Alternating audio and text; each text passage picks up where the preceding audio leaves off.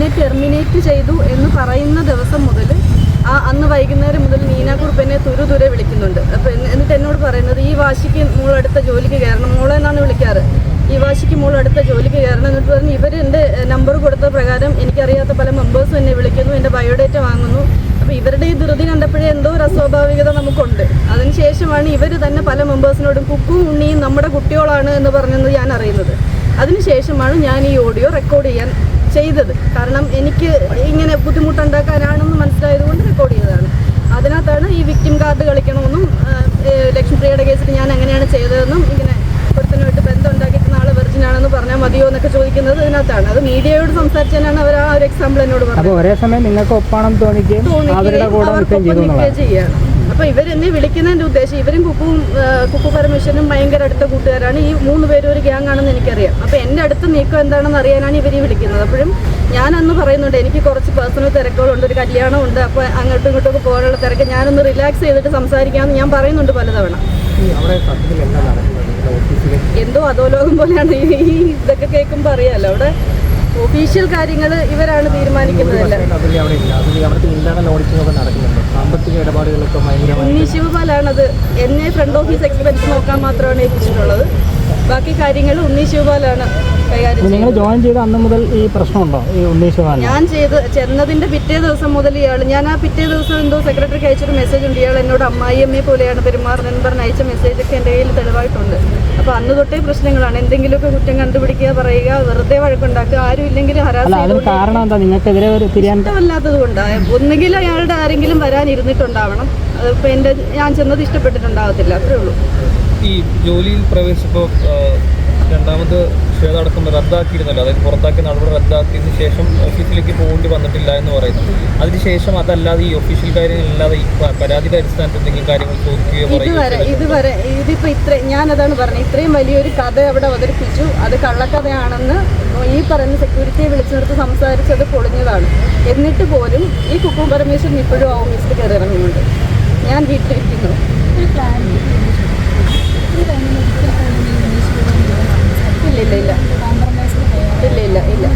ഇല്ല ഉണ്ണി ശിവപാലും കുക്കു പരമേശ്വരനും സംസാരിച്ചിട്ടില്ല.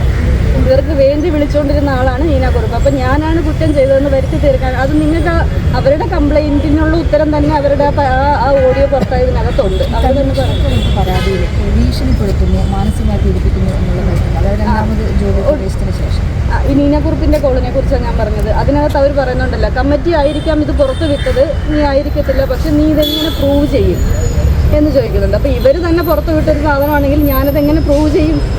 ഭീഷണിയാണല്ലോ അത്.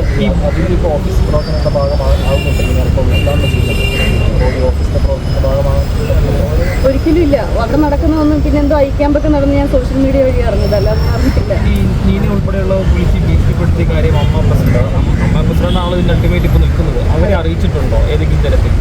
നീനാക്കുറുപ്പ് ഇങ്ങനെ സ്ഥിരം എന്നെ വിളിക്കുന്ന കാര്യം ഞാൻ പറഞ്ഞിട്ടുണ്ട്. അപ്പം ഞാൻ തന്നെ എന്നിട്ട് ഞാൻ പറഞ്ഞു, ഞാൻ അവരോട് ഇനി സംസാരിക്കുന്നില്ല. അപ്പോൾ മീറ്റിങ്ങിൽ വരുമ്പോൾ ഈ കാര്യങ്ങൾ ഓപ്പണായിട്ട് സംസാരിക്കാൻ പറഞ്ഞപ്പോൾ ഞാൻ പറഞ്ഞു, എനിക്ക് നീനാക്കുറുപ്പിനോട് സംസാരിക്കേണ്ടെന്ന് പറയും. നീനാക്കുറുപ്പ് എന്നോട് സംസാരിക്കുന്ന കേട്ടാൽ നിങ്ങൾ പോലും അന്തം വിട്ടോ, ഇത്രയും സ്നേഹമുള്ള റേഡിയാണോ എന്ന് തോന്നിപ്പോൾ.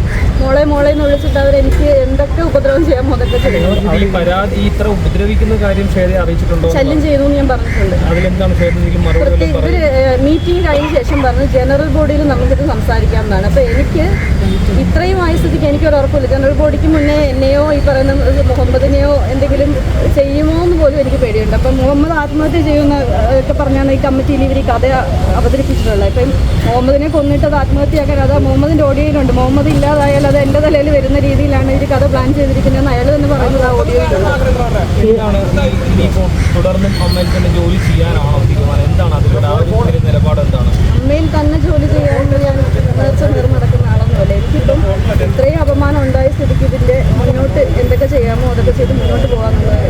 ഈ ടെർമിനേഷൻ നടന്ന ശേഷം 10 ദിവസം പോലും പോകണ്ടെന്ന് തീരുമാനിക്കാൻ കാരണം ഒറ്റ ദിവസം പോലും ഞാനല്ലല്ലോ പോയില്ലല്ലോ. തീരുമാനിച്ചത്. ഞാൻ വീട്ടിലിരുന്നാൽ മതി എന്ന് അമ്മ അസോസിയേഷനിലുള്ളവരല്ലേ തീരുമാനിച്ചത്. അല്ല, ടെർമിനേഷൻ ക്യാൻസൽ ചെയ്തതിന് ശേഷം ക്യാൻസൽ ചെയ്ത ശേഷം ഞാൻ വീട്ടിലിരുന്നാൽ മതി എന്ന് അവർ പറഞ്ഞത് പ്രകാരമാണ് ഞാൻ വീട്ടിലിരിക്കുന്നത്. കുക്കു പരമേശ്വരൻ ഓഫീസിൽ വരുന്നിടത്തോളം ഞാൻ സേഫ് അല്ല എന്നുള്ള രീതിയിൽ പറഞ്ഞിട്ടാണ്. ഇത് ആരാണ് ഔദ്യോഗികമായിട്ട് പറഞ്ഞത് വീട്ടിലിരുന്നത്? കാരണം അവർ തിരിച്ചെടുത്തു എന്ന് മാത്രമേ പറഞ്ഞു. തിരിച്ചെടുത്തു എന്ന്, അത് മീഡിയയുടെ മുമ്പിൽ തിരിച്ചെടുത്തു എന്ന് പറഞ്ഞു. പിന്നെ ഞാൻ എവിടെ എന്നുള്ളത് ആരെങ്കിലും ചോദിച്ചോ?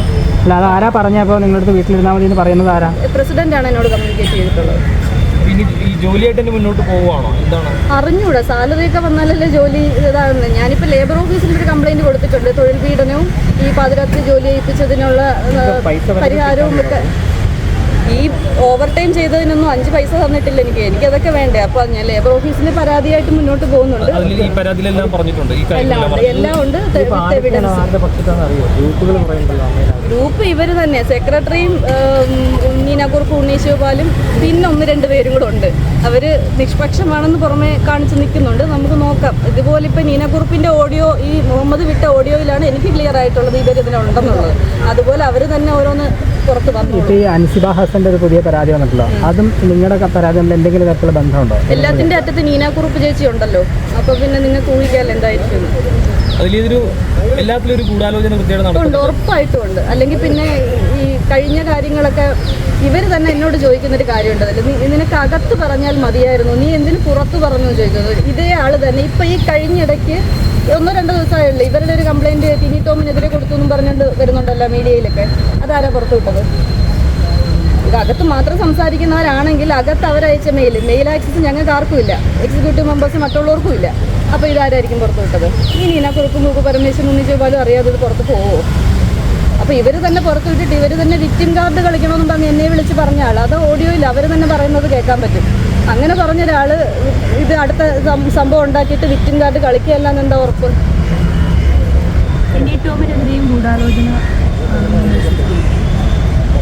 ടിനി ടോം അങ്ങനെ സംസാരിച്ചിട്ടുണ്ടോ എന്നുള്ളത് പേഴ്സണലി ഞാൻ കേട്ടിട്ടില്ല. ഒന്നാമത്തെ കാര്യം, എൻ്റെ അടുത്ത് മാന്യമായിട്ട് ഇടപെടുന്ന ഒരാളാണ് അദ്ദേഹം.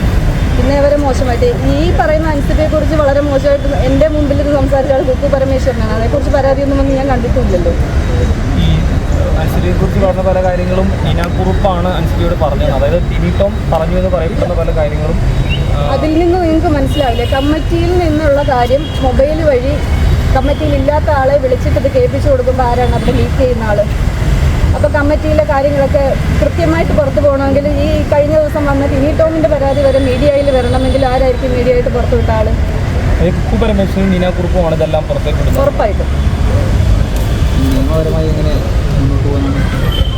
എൻ്റെ പരാതിയിൽ എല്ലാ വ്യക്തമായ തെളിവുകളോടുകൂടിയാണ് ഞാൻ പരാതി കൊടുത്തിരിക്കുന്നത്. അതുകൊണ്ട് തന്നെയാണ് എൻ്റെ ഈ നടപടി, എൻ്റെ ടെർമിനേഷൻ നടപടി അവർ റദ്ദാക്കിയതും വിത്ത് എവിഡൻസ് ചെക്ക് ചെയ്തിട്ടാണ്.